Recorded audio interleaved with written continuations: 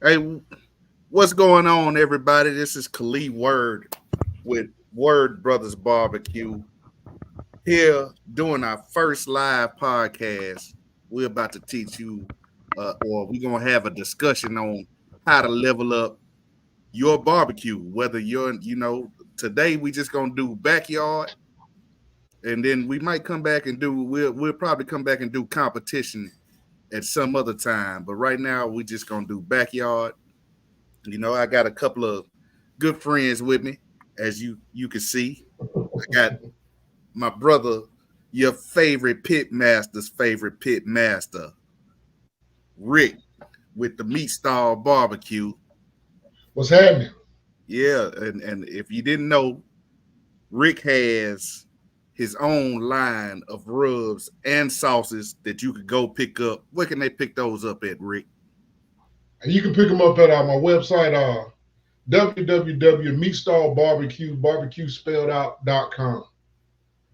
All right, so that's where you can get those delicious, those excellent Meat Stall products. Yeah, that's what I say now. The best sauce you've ever heard of. And as you know, I got one of my favorite people on earth. My dad, he's here with me. One of the heads of one of the big dogs of Word Brothers Barbecue, man. He's the one that helped me put everything together, and I appreciate that for you, Pops. How you doing, Pops? Oh, I'm doing great. I can't complain about anything.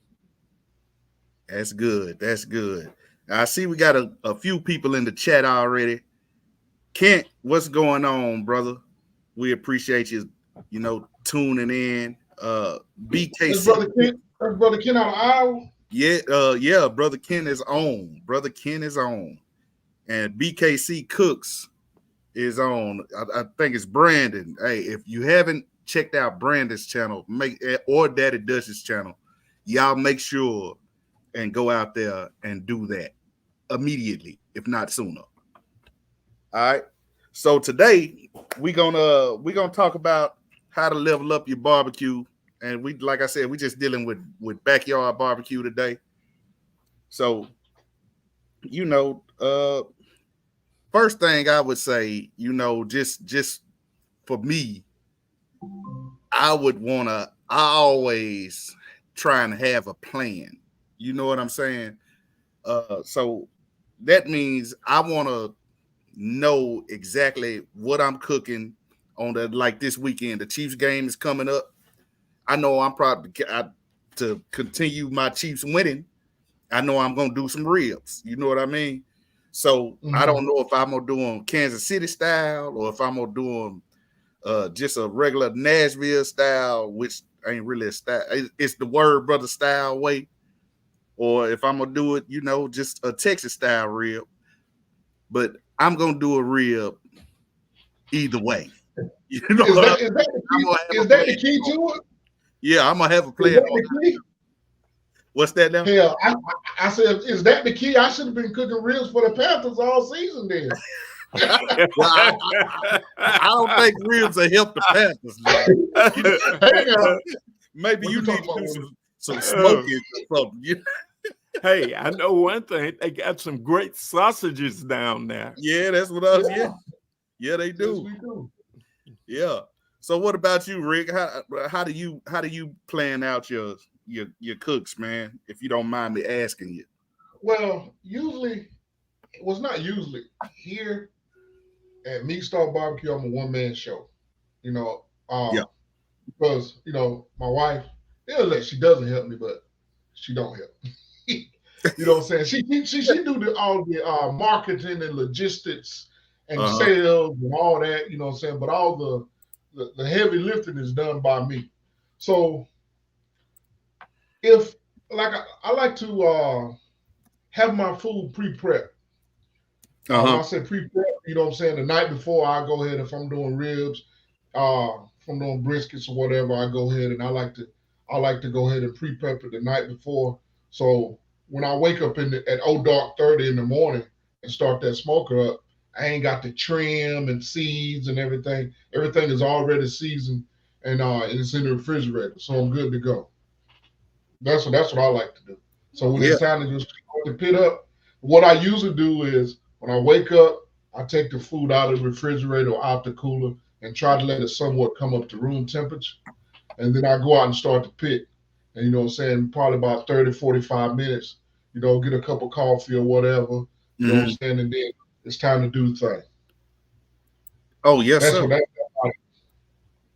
For sure. What about you, Pops? How do you like doing it? Well, pretty much like Rick was saying, we like to make sure we know what we're going to cook, do any meat preparations the night before, Mm-hmm. such as trimming or anything else you need to do.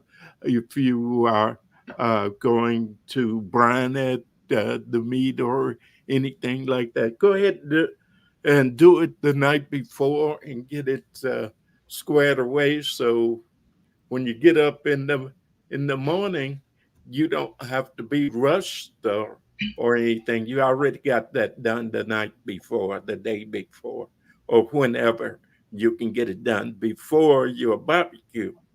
Yep. Me, I'm like you both of you said. I've been down there. I know how we do it, Dad.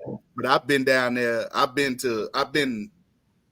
blessed to be around a couple of great, pit masters, and I've seen the way that Rick, like he said, he's a one man show. How he runs his operation. I was able to see that, and I was able to see uh, this year. I went up to Iowa and had a chance to hang out with my brother Thyron, and I was able to see the way that he does things, and hey, it taught me a lot. I mean, I learned a lot, and we pretty much all do it the same. We prep up the night before, and then we move along. Move along. But we all stay prepared. All right. Now you got to. the next thing that I want to talk about, and this is real important, is the store run. All right, your meat selection. So I know myself, and I'm just gonna go ahead and say this. I don't know what everybody has in their part of the United States, but I know here in Tennessee they have a thing that they call pick five. I don't know if y'all are familiar with that. So you could go to a store and you could pick five meats, five different meats, or five of the same meat, and you could get it Mhm. 19.99. Now it is not Right?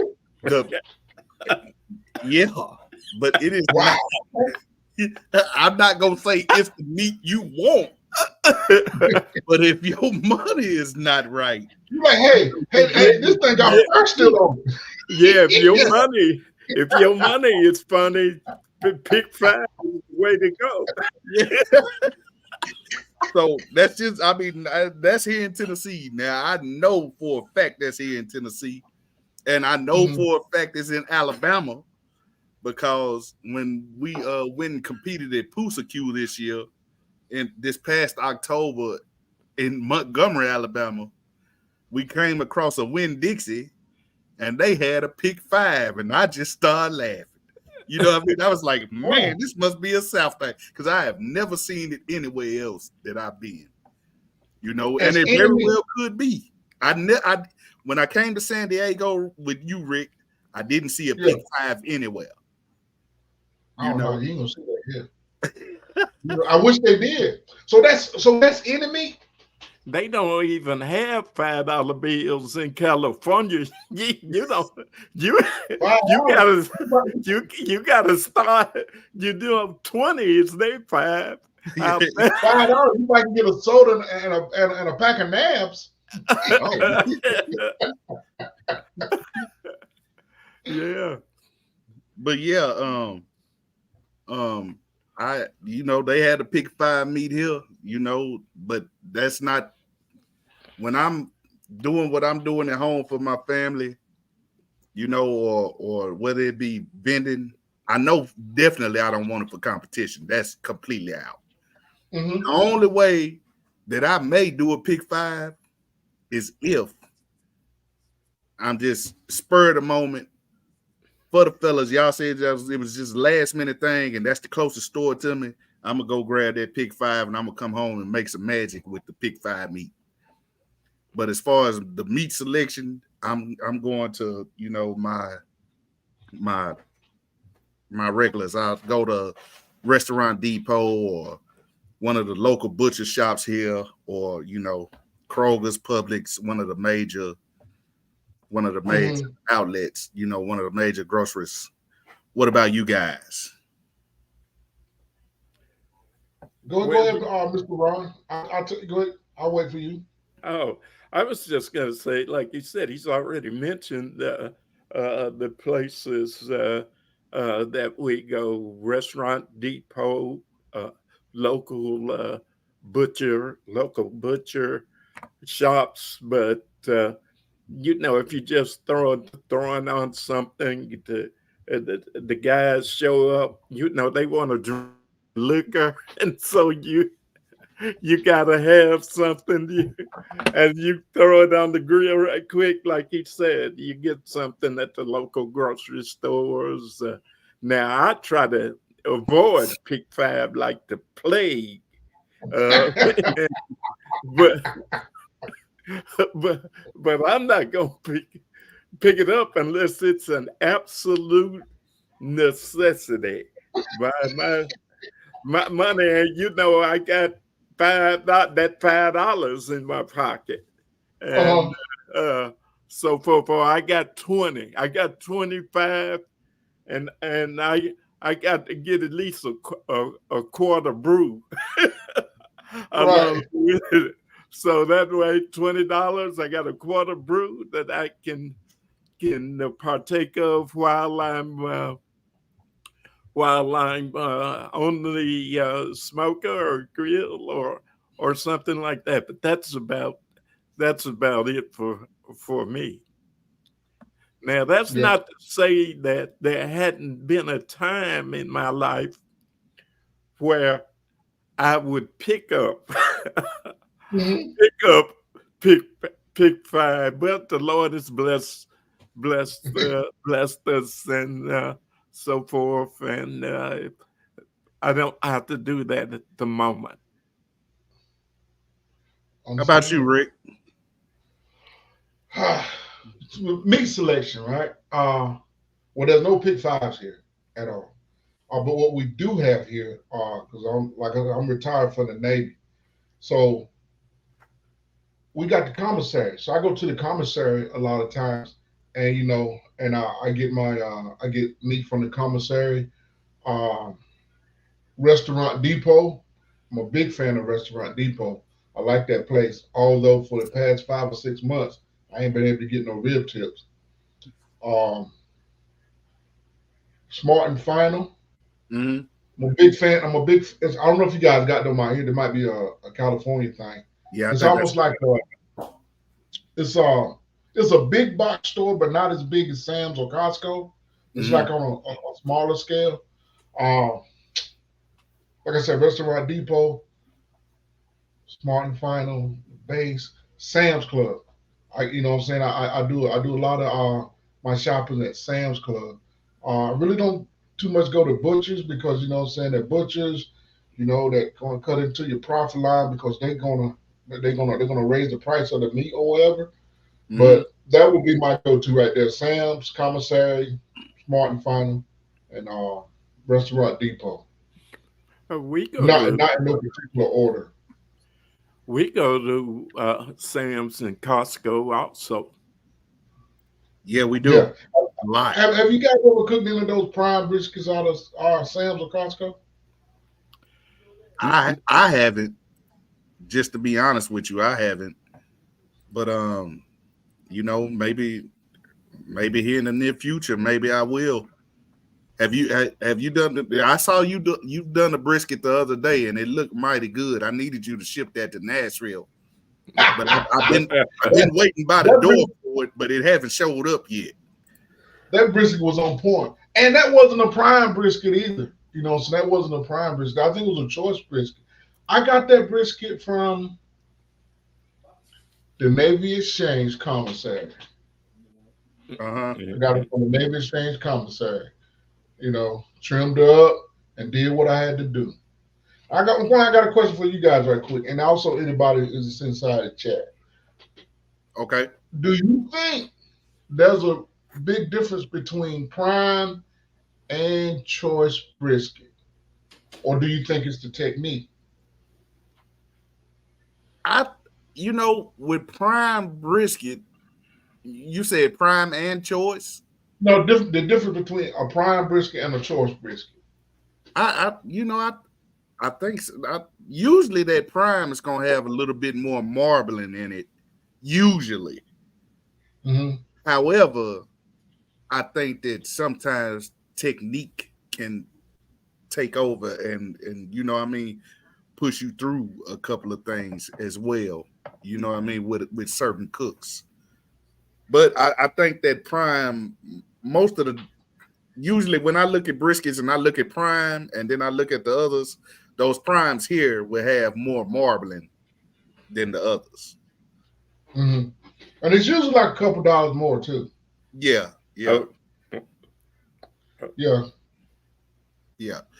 All right, so guys, if you're in the chat and you wanna join us, I'll copy the link and put it out there for you.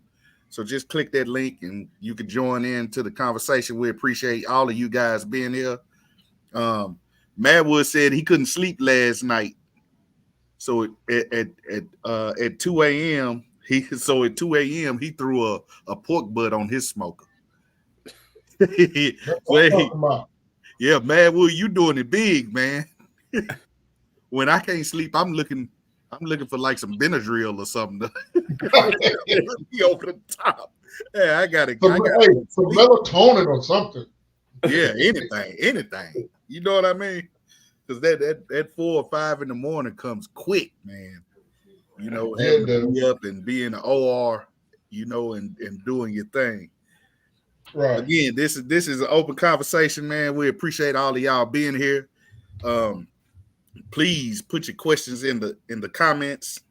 We'll answer them. We like having fun, man. We just having discussions, about different things on how to level up your barbecue. So that's what we're doing. All right. So let's move right along. Let's get into your equipment. How about that? So when it comes to equipment, Rick, what are you using most of the time? Well, if I got a big event, then I'm gonna break out my big wood smoker. But if I'm cooking for like a smaller crowd or whatever, I'm on that Traeger XL. On the big dog, huh? I love my Traeger XL. I'm not even gonna lie. You know what I'm saying? A lot of people will say that pellet grill over a wood smoke grill. I love my Traeger XL because number one, it never lets me down. Number two, you can cook a damn good product if you know what you're doing. Not saying that you're going to get the same smoke flavor as an offset. Now, I will say that. That's for me. You're not going to get the same smoke flavor unless you jump through some hoops, put a smoke tube in, or when you're first starting out your cook.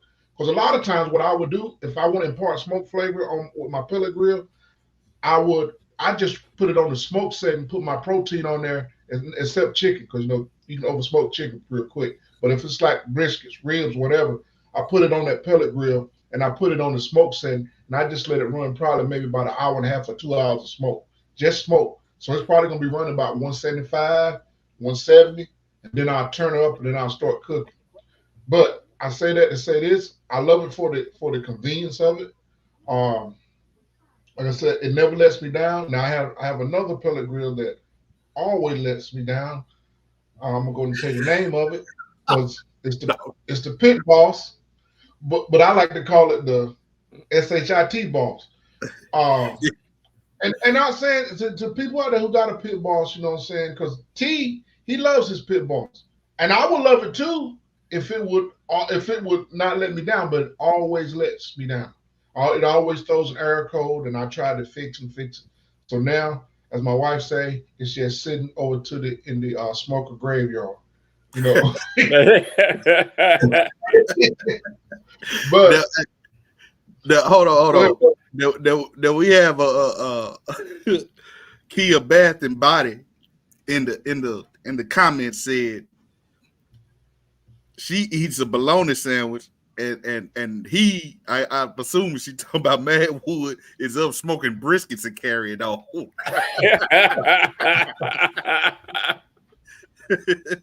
Oh wait. Yeah. So that's what I had to get that one out because that one cracked me up, man. Yeah. But yeah. But go ahead. So the graveyard But riggers. Yeah. I like cooking on a whole different array of pits too, from bullets to Weber kettles to griddles to what have you.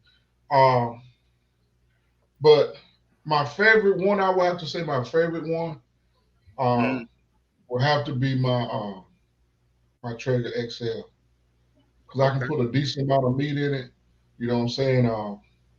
And that thing, it flats out cooks. You know what I'm saying? I love it. You know, like for quicker cooks, I bust out my Weber kettles and stuff like that.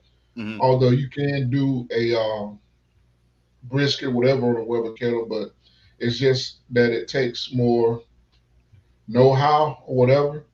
So I would say to anybody who's just starting out, don't grab a pellet grill. You can grab a pellet grill and you can put out a good product, but learn on a manual unit where you got to manually control your vents and your temps and stuff like that.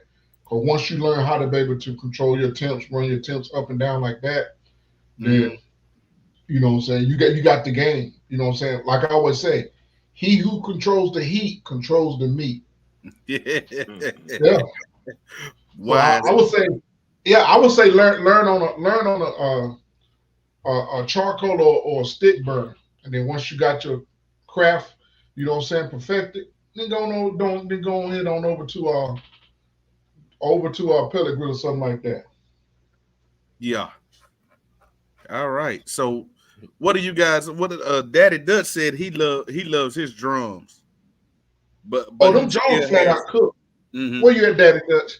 When you talking about drums, when you want to cook some ribs, I have like I said, in the in the grill graveyard, I got a lot of grills over there. I probably got about 14, 15 grills. But I have on OfferUp. I don't know if you guys got an OfferUp where you guys from, but this dude was selling a pit bear PBC, a pit bear cook. I always wanted one, but I think he had kind of neglected. It was like a little rusted. But I said I can get this thing sanded up, you know what I'm saying, and make it very functional.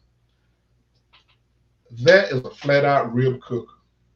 Yeah. When I tell you, and I ain't got a temperature gauge on it the first. I put those charcoals in it, I hang them ribs, and it cooks it quick too. I love ribs on that pit bear cooker. Pit bear cooker, look your boy up. Shout out to you, boy. Rick, they hit with the free plug. Yeah. Daddy does. Like I said, he said he loves his drums, but he still takes a pellet grill to along with him to competitions. BKC said he loves his gravity fed. Yeah, that's one of the things that we've got the Master Built 1050. We love that. We love that 1050, man. It's a great unit, but when it comes to drums, the Broncos, Oklahoma Joe Broncos, the regular and the pro, those things are like cooking in an oven. I'm serious. Once, as you said, Rick, you learn your grill and how to manage your heat. You set that whatever temperature you want. You don't set it. I'm sorry, but you get it to the temperature you want, it'll run that all day long. You're not up, Mm-hmm. not down. I'd say within 2 to 5, not even that. Would you say 5, Kelii? Yeah, Those it's Bronco drums, yeah. Don't man, take long. they are. I wonder. Plus, they're not really that expensive. What I'm saying, a pro costs you about $800 or so. The just the regular Bronco drum, it costs about $350, but they're definitely worth the money. Oh yeah, Madwood said he's sticking to his Dynaglow. Is that Dynago? Is that a gravity fed? Is your Dynaglow a gravity fed Madwood? I'm not exactly sure on that. But yeah, depends on. Okay, he said no. So is it a reverse flow? What is the Dynaglow? Kirby Q said he loves his 270 smoker. Me myself, like my dad said, I love my shoot, man. It's so many. I love all my grill, but that master built 1050, man, that's something. That's something right there. That's That's that something. gravity Yeah, that's feed one you gravity. got, right? It's I never cooked on a gravity feed. I never cooked on one of those. Yeah, it's the big one. Yeah, it's something special.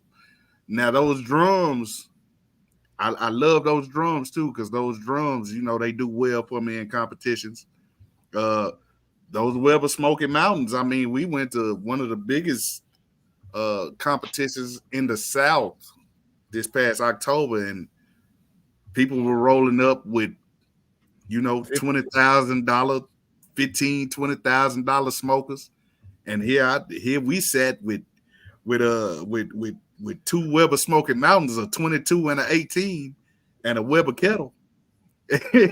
And all we did was come in, have a third place rib that one of the judges walked up to us later and said should have been higher, and what was the chicken? Ninth place chicken, and sixth place overall. And that was out of what, 70 teams? Yeah, at It about was 75 of the biggest backyard competition teams in the nation, I guess, and we did well with those bullet smokers, man. And I love a bullet smoker too. Yeah, I got an 18. I want a 22, but I got an 18 right now. So I'm just looking for somebody who's short on their rent money, and I'm gonna scoop that 22 up. I'm gonna wait my time. I ain't short on my rent money, but for the right price, I can ship it out to San Diego for you. For the right price, you know what I'm saying? So I'll be looking, I'll be scouting a 22 bullet. 20. No. He ain't desperate enough yet. I'm gonna wait. So I'll buy my time. I get another one. That's the way we got our Bronco Pro, man. We'd been looking for it for months, and a guy popped up on Facebook Marketplace, and he had a couple of them and so forth, and he wanted to. His wife said that some of those grills had to go, so we hopped on all the time. right quick and picked it up for like $300, but it was worth every penny. When I say every penny, it's Wells Bronco drums are worth every penny. What you say, Rick? Is a cooking food. Yeah, it's a cooking food. Yeah. So we got a question in the chat from Kia Bath and Body, which is Nashanta. What's going on, Nashanta? How you doing? Thank you for tuning in. We really appreciate it. All right. And the question is, what are your tips for seasoning meat, and how do you prevent over seasoning? I'll take that one. Well, the rule of thumb, what you got to consider, that's with any protein. It's like a quarter teaspoon of salt per pound. You got to keep that in mind when you're seasoning your meat. Tip number 2, I would say, it's better to under season than over season because you always can add more. You can't take that damn salt away. That's true. Me personally, I've never been a dude who like to put 15, 20 seasons on a piece of meat. You know, I've seen people do it. I don't knock them because everybody's barbecue is subjective, and you do it how you want to do it. Pre-seasoning your meat, if you just go on with just like a dry brine almost. You pre-season your meat with salt, and then you can go on with your other herbaceous ones or your garlics, your onions, and stuff like that. You know, paprika for color, because we all know paprika don't taste like nothing. But I know. What about the smoked paprika? I guess it tastes like paprika on a burnt piece of wood. I don't know. But yeah, but that's what I try to keep in mind. I try to keep in mind while I'm seasoning. And the more you do it, you know what I'm saying, you'll get what they call is the grillman's feel or the grill lady's feel of, you know what I'm saying, how much salt you need to put on. But when I first started out, I used to try to keep in mind it was a quarter teaspoon of salt, which I use kosher salt. And if you're using table salt, which it has more sodium in it, you got to be a little more sparingly with it. But like you said, pre-season it. That's what I do. And it helps me out. And I always under-season other than over-season. Because you got to add a little more salt, you can do that. But if you got too much salt, then you got to slap the barbecue sauce on it. Yeah. Try and master flavor. Yeah. Well, what about you, Skip? How do you stop? If y'all don't know, the Skip is the taste master, the bourbon taste master. Oh, you're welcome. You're welcome. What's going on, man? How y'all doing? We good. We glad you could join us today. You know, ever since the Steelers lost, I ain't seen you really. Don't worry about it. Y'all finna catch y'all. Y'all about to be out of there Sunday. Y'all been saying that for the past. Y'all been saying that all year. But what been happening? But nah, how you prevent over seasoning your meat, Skip? How I prevent over seasoning my meat? Yeah. Man, I just go with the shake test. I don't know. You know, I just eyeball it. You know, if I make it look too much, look like I got too much. Man,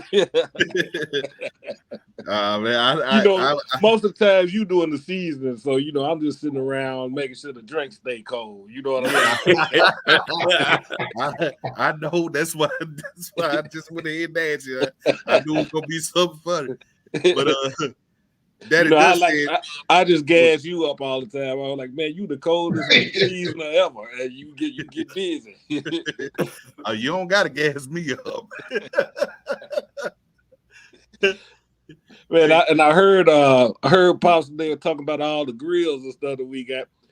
But you know, y'all didn't ask me my inventory. I use those George Foreman, tabletop grill from Walmart. I can get out on them. That's the one with the pitmaster can cook on anything. So Daddy Dutch said he goes light on the salt in the beginning because his finishing does have salt in it too. So yeah, you know that's a. Is that now, Daddy Dutch? Is that a like a competition tip, or is that just what you do for your backyard and everything? Oh, that's competition all day. Yeah. Because a lot of backyard cooks don't even know about finishing salt. Yeah. Now I will say this. Now just to keep it light a little bit. Because we haven't really got into a whole bunch of stuff. Oh, I want that. I want Kent. I got you. But let's just say another way to level up your barbecue in the backyard is and this came from my pops, is to make sure you have 30 tables for them dominoes and them spade games that's gonna be popping off for you. better make sure. Mm-hmm. Yeah, you gotta have barbecue.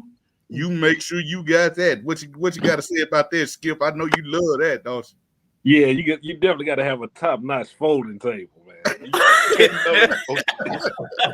got to have a good one with some strong legs on the mat. it. You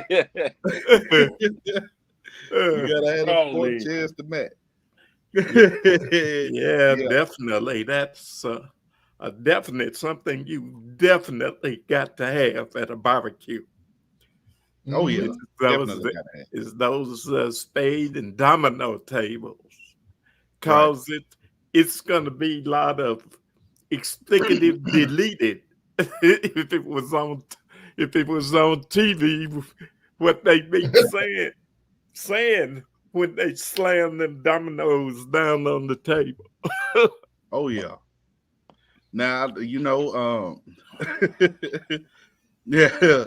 yeah, those because those spade games, those domino games get lit at the cookouts. Mm-hmm. You got to be ready, and you better not renege either. Yeah, you do that. Well, I need my book. I want them books. Come on with them. I need it. You cut that with a dime. You say you didn't have no more. Yeah. 3 books. Come on with them 3 books. Nah, but let's get back to equipment. I'm gonna get back on task.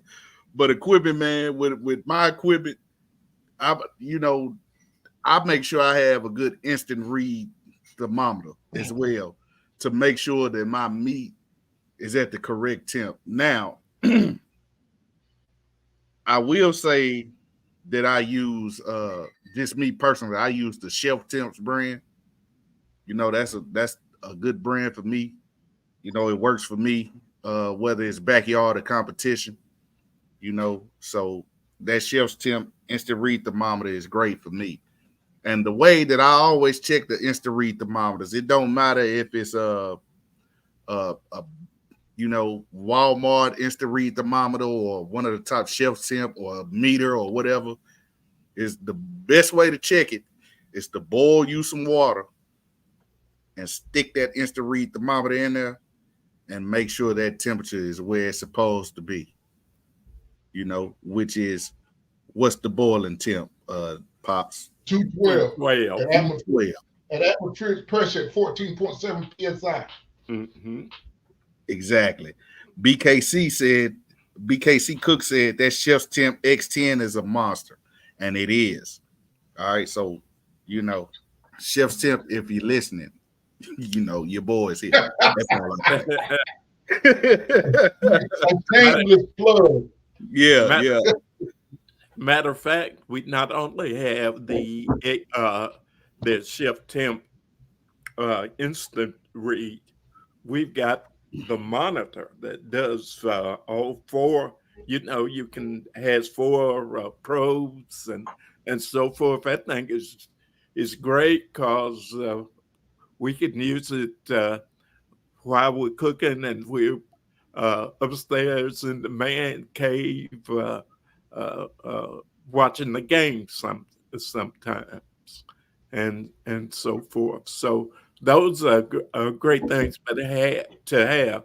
But I would really, if you're a beginner, definitely get you an instant read thermometer. Definitely, because that way, if you know the temperatures that your proteins are supposed to, when they're supposed to be safe to eat. For instance, chicken is 165. You can not undercook or overcook your product. And so that's a great thing to have. And I would advise every beginner to definitely invest in a instant read thermometer. Even, as Lee said, you may not be able to afford a $50 instant read thermometer, or you just don't want to spend that money on one.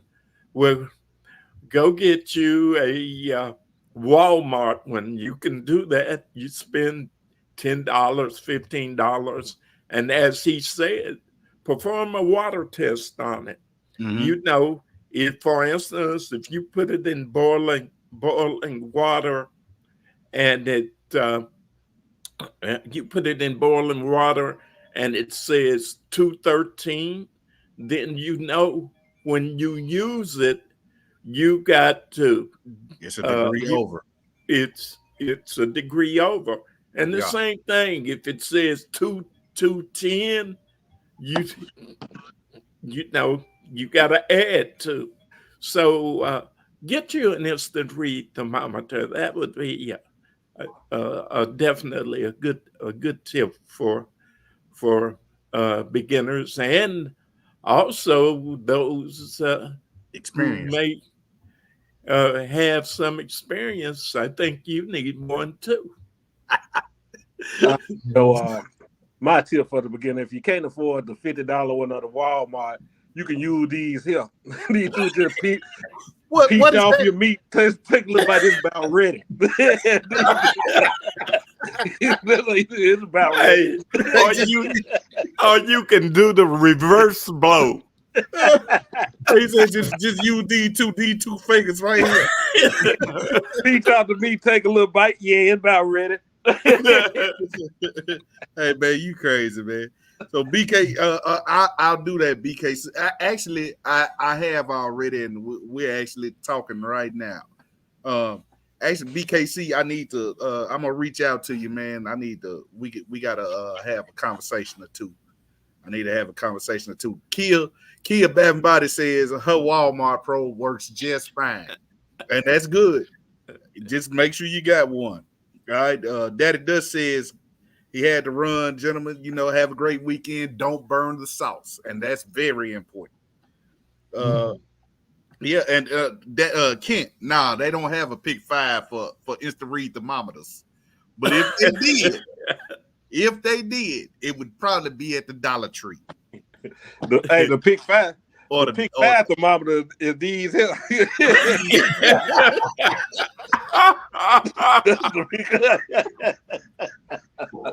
Them two, those two, your last two, your both fingers. All right, so now that we've got over the the meat thermometer, let's get into the cooking indirect or direct. For your meats, because everybody needs to level up. You need to know that you can't put everything, or you can, but you don't want to do every single thing over live fire, right over the fire. So true. Yeah. So, what do you guys think about that? Indirect or direct? Yeah. I prefer indirect. Well, you can cook pretty much anything indirect. You can always reverse sear it. But things that I really wanted to cook indirect is something like that has a high fat content in it. Because unless you got grill grates on your pit that like chicken, it's gonna drip that fat and you're gonna have flare ups. So you know what I'm saying, you can cook that chicken indirect, you know what I'm saying, burgers, you know what I'm saying, anything that has a high fat content, I would say cook indirect, because cooking direct, it can cause it to flare up, and you know what I'm saying, it can cause you to burn your food. So that's how I do it. Steaks I always cook direct. Absolutely. Although you can cook a steak indirect, but once again, just like your pop said, Mr. Ron, you know what I'm saying, you can put that thermometer in there. You put your thermometer in there, you know what temperature you need, and then once it starts to come up, then you can take it off and sear it off at the end, and it still should rest the way you need to rest. But I like to cook steaks direct. That's just me. Yeah. Now I've done a tomahawk steak. It's probably about 2.5 inches thick. I did it indirect, and then went direct and seared it off later. You know what I mean? So but I like doing my steaks direct too. We have another great pitmaster on us. Like I said, if you haven't looked at his channel, make sure you get out there and check out his channel. We got BKC Cooks on live with us right now. Gents, what's going on? We doing well, man. How about you, man? Hey, man, I got no complaints, brother. Shoot, I'm just out here, man. Hear y'all talking about all this barbecue, and you know, my wheels get to turning, man. I want to jump on and see what's what, man. Hey, well, we appreciate you jumping on, man. And I know y'all got something good brewing over there with the Black Smoke crew. Oh, no doubt. You know, we keep something we keep something moving, man. You already know that. Yeah. So if you don't mind me asking, man, what's some of your level up tips, man? If you don't mind me asking. And my biggest tip, man, is practice. Take a lot of that. You're gonna have to get out there, and you're gonna have to not be scared. You got to get out there and try stuff. You know, I'm gonna tell you what. We have all burnt things. We've all undercooked things. We've all made things that just were no good. We've all jacked up our fire and had nasty, dirty smoke. Oh yeah. But nobody came into this thing as an expert. And that's true. You know, man, things happen. You know, somebody ring the door, and before you know it, you get to run to your mouth, and oh shit, my fire done went out. Or, oh man, that thing done blazed up. Like life happens, and there's no shame in learning. I just think far too often people think that they're going to put a piece of meat on a cooker, and I'm going to cook it for 2 hours at 250 degrees, and it's going to come out perfect. Yeah, okay, good luck. Like, no, you have to get out here and take your licks like everybody else, man. You know, and learn your cooker. You have to get out there. You got to cook on it. You have to learn it. And when I say learn it, you need to learn what it does on a cold day, what it does on a rainy day, on a windy day. Because I'm gonna tell you what, it's gonna be a different animal depending on what that weather looks like. And again, it's just, you know, repetition, practice. You just got to get out there and do something. You can't just sit back and keep watching videos and reading recipes. All that stuff is good. It's a good guidepost. It's a great place to start. But you got to get out there and get your hands in that pit, man. There's no way around it. Absolutely. Now let me ask you this, man. Well said. Now I heard you say you got to learn your smoker. So let me talk about hot spots for a minute. So on your smoker, did you do a biscuit test, or what did you do to learn the smoker that you love cooking on? Put some meat on it. Yeah. I mean, hey man, biscuits is one thing. Yeah. A rack of ribs is something else. A pork butt is something else. Because I'm not gonna put my ribs the same place I start my butts. Right. You know, correct. I'm not gonna cook butts the same way I smoke a chicken. You know, I learned my rigs, and like y'all, I got like 30 of them. You know, and they all do different things. And one thing about it, another thing people need to understand, especially if you're just getting into this, you and I can have the exact same cooker, come from the same factory, boxed up on the same day, and I guarantee you they're gonna cook different. They're gonna have different hot spots. Nothing about those two are going to be the same other than that badge that's on the front of it, you know. But back to mine. No, man, I just instantly started cooking. Yeah, I kept my eye on it, and I just learned after, you know, a series of cooks. Okay, here's my hot spot. You know, back here in this corner, that's lagging back there. If I need to push things over because I got stuff to do, I can stick that back there and let it ride. You know.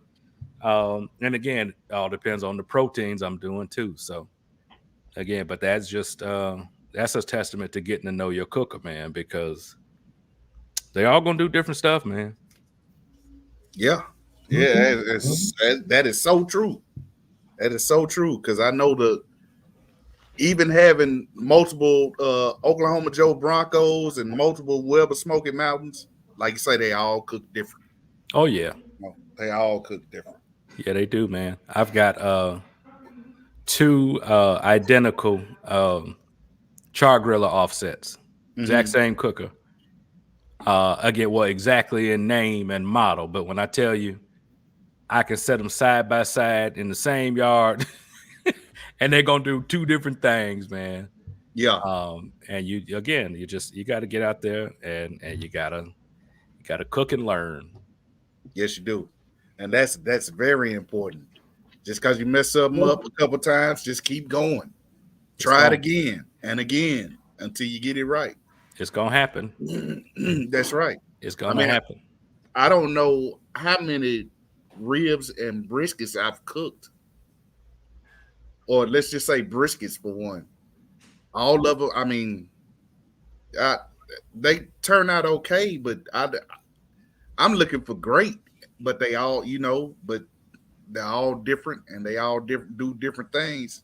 And I'm still learning that brisket. That those brisket cooks, trying to perfect it to the way that mine looks like you guys. You know what I mean? When I look at you guys brisket and I look at mine, I can say, "Ooh, mine looks good," but that looks great. You know what I'm saying? It's like I don't know if y'all got a filter on it or.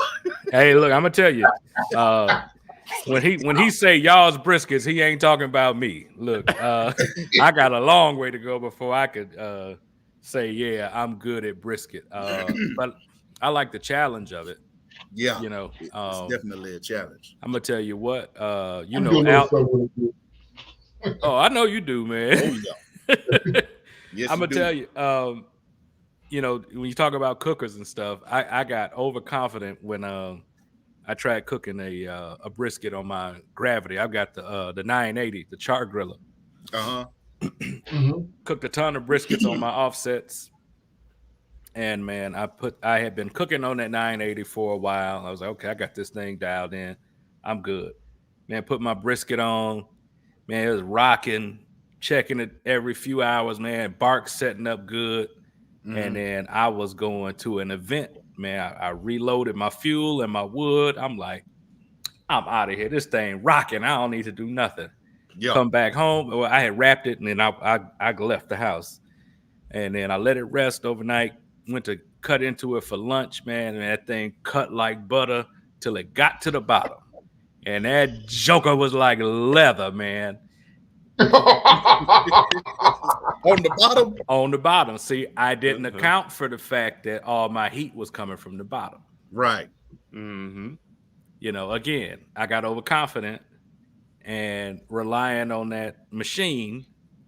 Yeah. I would have never walked away from an offset like that. Right. And so basically I had to end up shaving that whole bottom layer off. And then after that, we had some great brisket. Yeah. Hey, BK, that's what you call a plan B. Yeah. You have a plan B sometime. You better.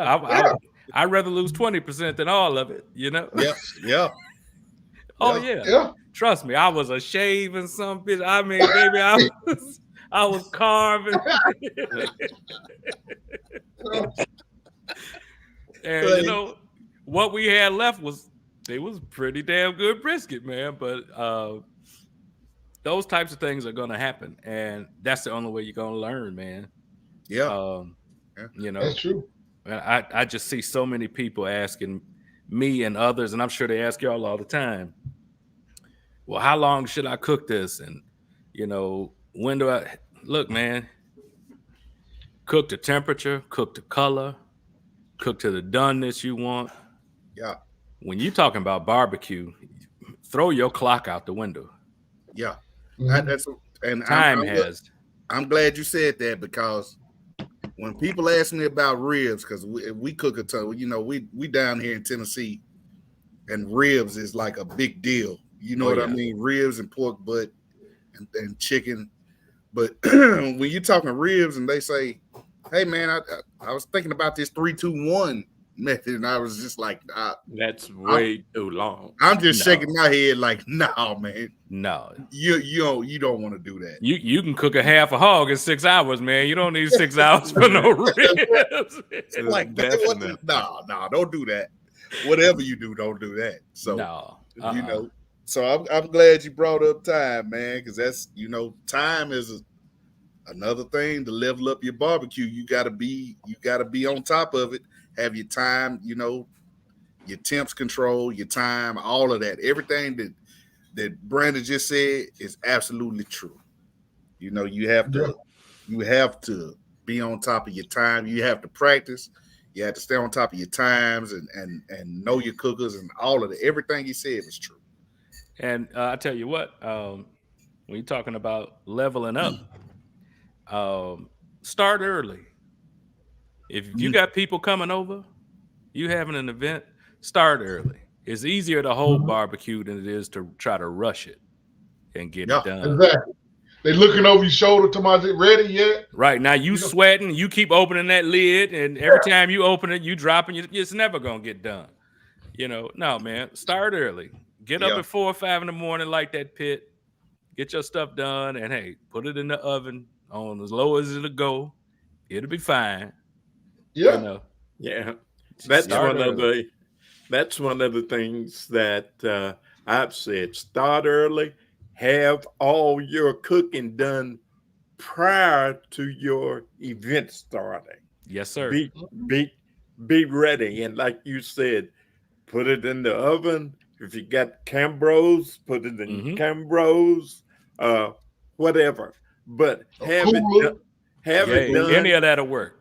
That'll work. Yeah, you turn around and here's somebody, for a second, they got your lid on your grill up. Which is a violation. That is a violation. Yeah, that's a violation. I got to fight you now. That's a violation. You don't touch a man's grill now. Like I said. Or his radio in the car. No, sir. No, sir. Mr. Ron, I agree with you 100%. Yeah. So, don't lift the lid because we all know if you're looking, you're not cooking. Yeah, that's the rule. That's the rule for good barbecue. Yeah. Yeah. And okay, I got another good funny one for y'all.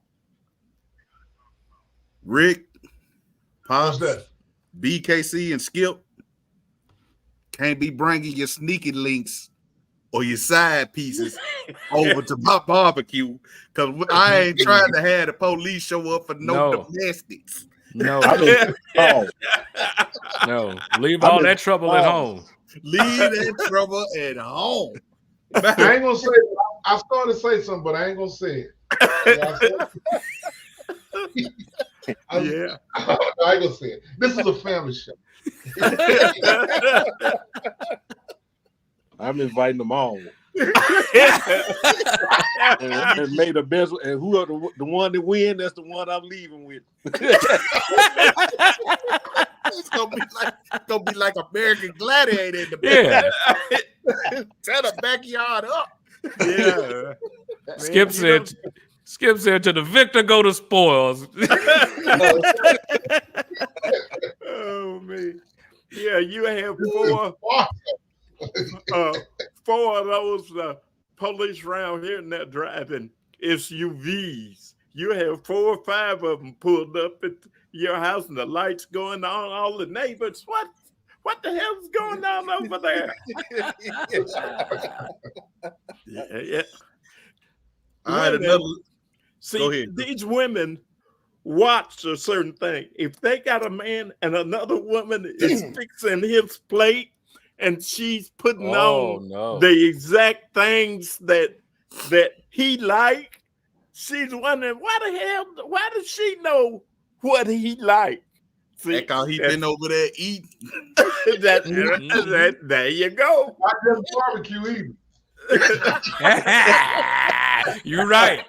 You're right. I thought you said it's a family show. Yeah. Well, it is. They could have been eating Mike and Ike. This is the last one that walked word. All right, guys. So let me ask you this, man. Leveling up your barbecue, we know it's about flavor. I want to ask each one of y'all. Tell me one of your favorite rubs, and Rick, you can't use your own now, okay? You can't use your own. I'm not gonna use yours either because you know what I mean. That wouldn't be. So tell me, I need to know. Now, which meat are we talking about? Any meat? It could be any meat.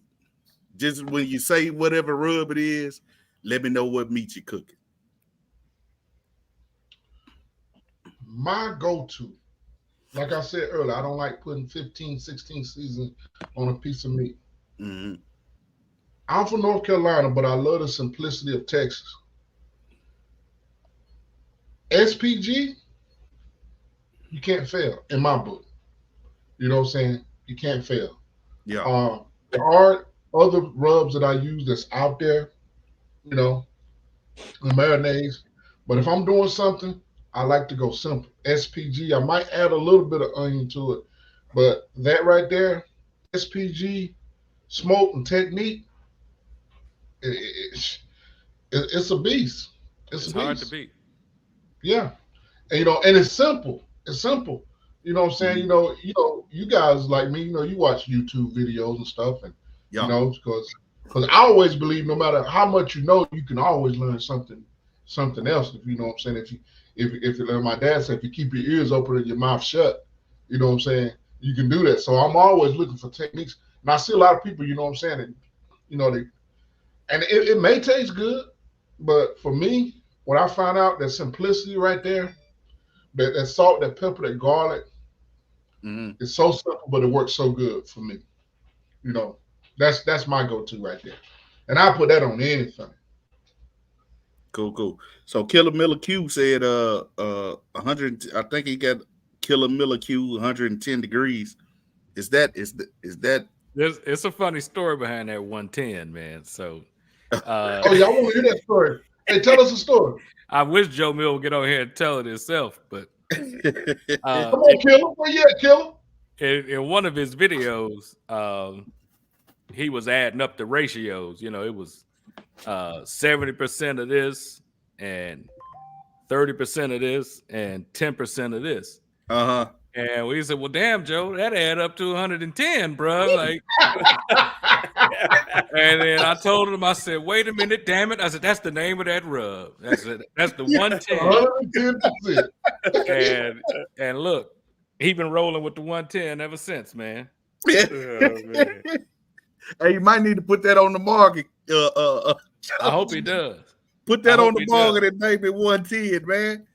You know how to. Hey, that'll probably sell like crazy. Joe Mill, you need to get that 110 on the shelf, man. We want to go above and beyond.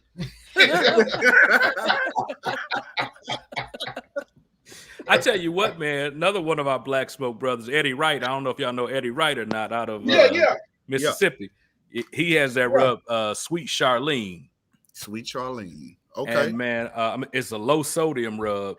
And I tell you what, on chicken and pork, man, it ain't no joke, bro. And I like it because, again, it's not. Do we sell that guy? Oh, yeah. He sell it everywhere, man. It's on Amazon. You can order direct from him. Yeah. I buy the big bags because if I'm doing something like pork butts or especially if, you get these mutant chickens now, they be 7 pounds. You got these big ass chickens they want to sell you. Yeah. Look like that. Exactly. With that Sweet Charlene, you can go really heavy because, again, it is really light on salt. So you can get a lot of flavor in there without it really, blowing you out with the salt. Mm-hmm. So on chicken and pork, man, I really, really enjoy using that Sweet Charlene, man. It's good stuff. Okay. Sweet Charlene. I'm gonna make that a point to go ahead and grab some of that from brother. Yeah, man. EddieWrightBBQ.com. That's where you can get it. All right. There you go. Anthony Hamilton told you about it long before Eddie Wright did. That's right. Joe did. Yeah, come on home to me, Charlene. That's it. That's it. Yeah. What about you, Pops? Which one you like? What's your favorite? Well, of course, my favorite is Magic Dust. We haven't got it on the market yet, but we're working soon. We're working on it soon. But other than that, my favorite rub is Heath Rouse garlic jalapeno. Man, it's great on ribs, great on pork. For me, it's great on anything, just out of my hand.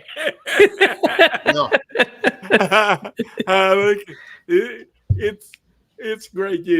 For me, you can't go wrong with it, but it's like any other rub. You can have too much, or not enough. Matter of fact, I was looking at a YouTube video, Harry Sue, and I thought about what he said one thing. He says the difference between $10,000 can be one shake, either too much or not enough. And I obviously have remembered that. And as we go through, the competitions and so forth, we have been great. For instance, ribs and other ribs, chicken, whatever. We've outscored teams that were rated on KCBS #1 in the nation, and we're cooking at the same competition that they are #1, #5, #8, and then it's like when they call us, people looking around, who the hell are they? But now that was back then. Now they said, man, we were wishing y'all didn't show up. Yeah. What you say, Rick? Cut the check. Yeah. Cut the check. Dude, and honestly, I just be honest with you, Rick and Brandon. The first time they called, the first time I got that call, I looked around like, did that really just happen? Like, what? We out here without that? Me? Oh, okay then, let's go. Like, yeah, let's do it. You know what I mean? Like, we on now. I'm on to something. It got you hooked, didn't it? Yeah, it really did, man. But I was already hooked from the beginning because I don't know if you know or not. I don't know if you watched our videos or not from the beginning, but we just used to be in the backyard just every weekend, just chilling. You know what I mean? Oh yeah. My dad, my brother, and I, we would be doing a thing, and one day we were just like, man, let's put this on YouTube and see what happens. And then here we are now, a year and a half later, with over 1,000 subscribers. It's like, oh man, this is cool, man. Yeah, that's how most of us got started, man. Yeah, so yeah, and then the competition thing, just over COVID, watching barbecue pitmasters trying to, because I coached football for years. I did it for over 20 years. So, once COVID happened, football stopped, for us. So it's like, man, no more football. Well, what else can I compete in? So we ended up getting, sitting here watching barbecue pitmasters. Like, man, I called my dad, like, hey, man, let's do some competition barbecue, because everybody out there is, you separated. So we do that easily. You know what I mean? So we hopped into that. But enough of that story, but that's good stuff, man. Well, hey, fellas, I got to jump off of here, man. I appreciate y'all bringing me on, man. All right, man. I'm later, brother. Yes, sir. I gotta get in contact with you, man. So I'll shoot you a message on your page or something so we can wrap. That'll work, bro. All right, bro. All right, y'all have a good night. You too. All right. So one of my favorite rubs is you said the garlic jalapeno. So one of my favorite rubs is Killer Hogs Hot. You know what I mean? And well, it's kind of a toss-up because I like Blues Hog. I can't say yours, Rick, and I can't mention. I don't want to mention none of Thyra's too, because that's what I mean. That they already know those are great. Right. So I'm gonna do the sweet and savory by Blues Hog too, man. That's a good one. I like that Killer Hogs too. The original one he got, the barbecue rub. I like the barbecue rub. Yeah, the barbecue rub. I do like Killer Hogs, the barbecue rub.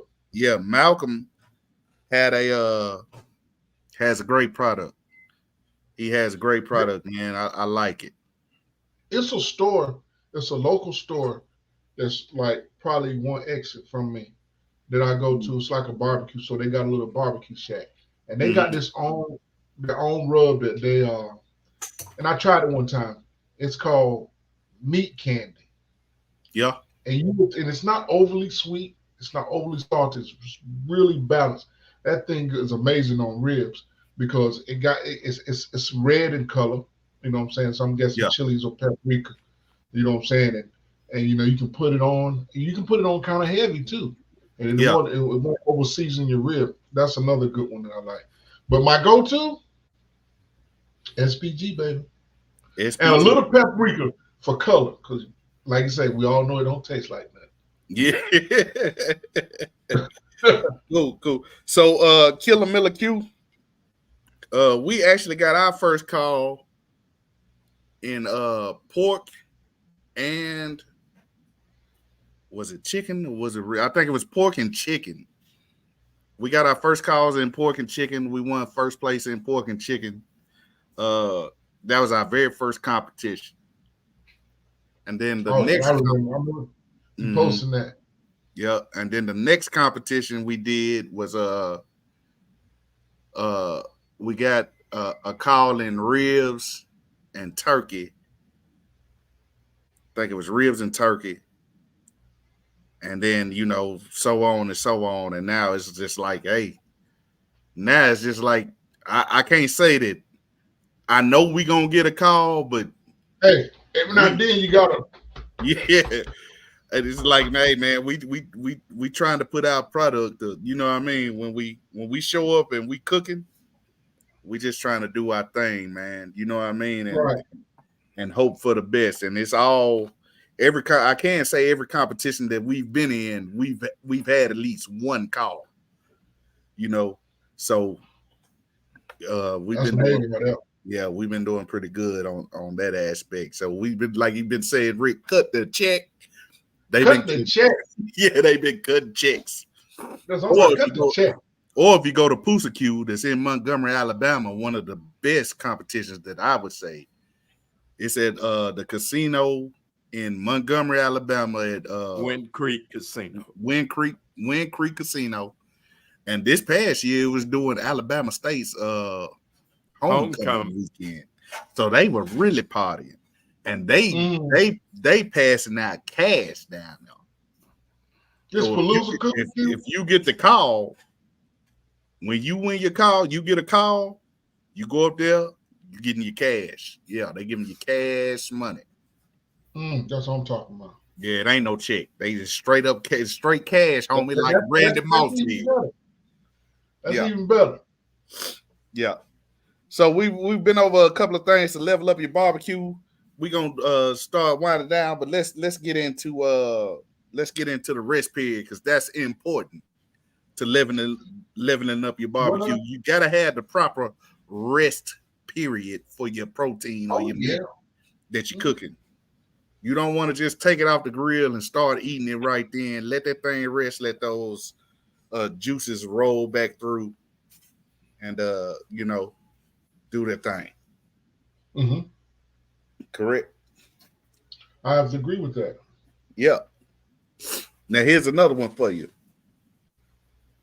If you know JoJo is coming over and all he bringing is Coke 45, hide your good liquor because that's what he gonna go for. Exactly. And Coke 45 gonna be left at the end of the night. all your top shelf is gonna be on the bottom shelf. Yeah, all your top stuff gonna be gone. You gonna be stuck. In the trash. Yeah, you're gonna be stuck with Coke 45 and Bumpy Face. Yo, no. Amsterdam.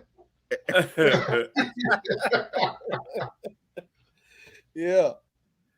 So one more thing. Injection and brines. We didn't talk about that. So injection and brines, depending on the protein, some I inject like turkeys. Some people brine, some people inject. What you do, Rick? Turkey? Yeah.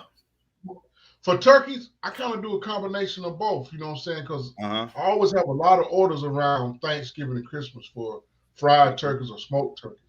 Yep. But I tend to do mine a little different because either you got people who gonna dry brine, which is fine too, or you're gonna wet brine, or you're gonna inject. Me myself, I'm impartial to a wet brine. I like to do a wet brine. I put the turkeys in a wet brine and I'm usually probably cooking about 15 at the smallest to like a 18-pound turkey. I really don't like going too much above 20-pound turkeys because they don't fry as good as me. So I'm talking about, I say probably maybe 17 to 19-pound range. So what I do is I just create a brine and I brine them for 2 days. And I don't have the refrigerator space to hold it. So what I do, I take my coolers and stack them with ice. And I got my turkeys in the ice in the coolers. Yeah. And I brine them for 2 days. And then once I take them out the brine, when I like just before the morning that I'm going to fry them or smoke them, I take them out, pat them dry, this and that. And then I like to go in with some injection. You know what I'm saying? Creole seasoning, not Creole, Tony Saturin. Or the Creole butter. Yeah. They got another one. Zatarain's too got a Creole butter. Which one I use, which one they got at the store when I go there. Yeah. That's which one I grab. If they got some Tony Saturins, I'm hitting it with Tony Saturin. If they got some Zatarain's, I'm hitting it with Zatarain's. Both of them make a good product. Then I season the bird up, and then I go. So to come back around to the question you asked me, I do a hybrid. I brine, wet brine, and then I inject. And I concentrate on the parts that tend to get a little dry. I really concentrate on the breast when I'm injecting. You know what I'm saying? The thighs and the legs, they're going to pretty much, you know what I'm saying, with the fat content, they're going to maintain a little more juice. So I really pump those breasts up, you know what I'm saying? I augment them. Yeah. Yeah. All right. Well, we've been on here an hour and, a little over an hour, man. And I love to thank everybody who tuned in. We thank you for getting in the chat. We look forward to doing this with y'all again, man. This is our very first podcast, and we're doing it on how to level up your barbecue. So to level up your barbecue, you need to have a plan. You need to be able to make that store run, get you some quality meat. Unless you just got the fellas and you want to do a pick 5, you can do a pick 5. If y'all just not joining us and you don't know what a pick 5 is, just go back and watch the replay and we explain all of that for you. So your meat selection is important. Your equipment is important. Your time, your rubs, the flavor profiles, your accessories, and the rest period. And you could level up. And the little funny tips we told you, like making sure you got sturdy tables for your spades and dominoes game, that's very important, especially for preferably a wood table. Yeah, preferably a wood table. And that came from Pops. So I know he know, you got to have that good sturdy table for you. You need a couple of them because you're going to have a couple of games going on at one time, right? Exactly. No side pieces and sneaky links coming to the crib for my cues. Nope. And make sure if you know Peanut over here ain't gonna bring nothing but Coke 45 or whatever it is, the rule is if he bring that Coke 45, he got to drink that Coke 45. He can't get none of your top shelf. All right. You know what Peanut gonna do? He gonna wait till the liquor get the flowing anyway. Next thing you know, Peanut drunk as a skunk, drinking all your good stuff. Hey, I forgot one though. Pop, no making. Hey, you can't make 50 plates. Taking them home and the cookout still going. Whoever you making them plates for, tell them to come by. Exactly. Yeah, exactly. Tell them to come on by the crib. Tell them to come on by the crib and get all that, get whatever they want. Yeah. But we ain't making 55 plates to go. All right. It's all you can eat, not all you can carry. Exactly. Yeah. So we appreciate y'all tuning in, man, to our very first one. Really appreciative. Make sure you tune in again. We're gonna try and do different things, I would say every other week or so. So be looking out. We'll schedule it. You can see it.